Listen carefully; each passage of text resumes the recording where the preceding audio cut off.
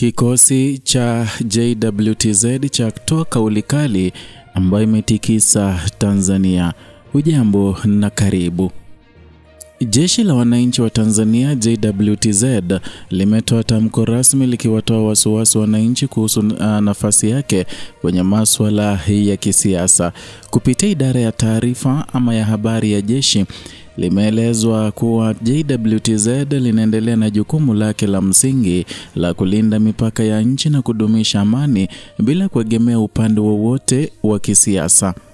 Taarifa hii imeweka wazi kuwa JWTZ ni chombo cha kitaifa inachofuata katiba na misingi ya uadilifu, kikiwa na lengo la kuhakikisha mshikamano na utulivu vinaendelea kushamiri nchini.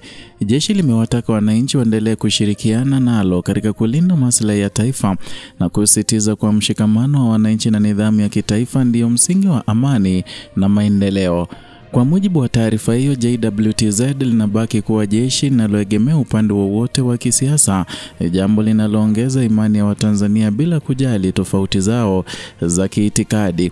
Kauli hii imekuja wakati ambapo kumekuwa na mijadala ya kisiasa ikihusisha nafasi ya vyombo vya dola kwenye chaguzi na mivutano ya kisiasa, hali iliyoibua hisia kali miongoni mwa wananchi.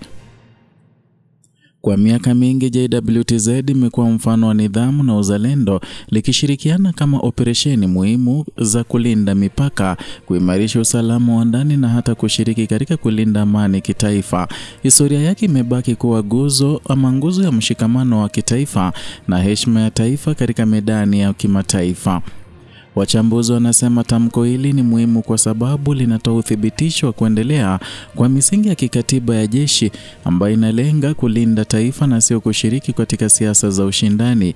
Hatua hii imetajwa kama kuimarisha imani ya wananchi na kuondoa hofu ya upendeleo katika kipindi cha siasa chenye mvutano. Jeshi limeendelea kusisitiza umuhimu wa mshikamano na wananchi na kwamba msingi wa ulinzi wa taifa, likiwataka Watanzania kuendelea kushirikiana na vyombo vya ulinzi na usalama. Ushirikiano huu unatajwa kuwa nyenzo muhimu ya kudumisha amani na kuzuia machafuko yanayoweza kutokana na tofauti za kisiasa. Ni hayo tu tulikuandalia kutoka hapa Kenyascope. Tukutane tena wakati mwingine kwa habari zaidi. Kumbuka kusubscribe, kushare na kulike video hii.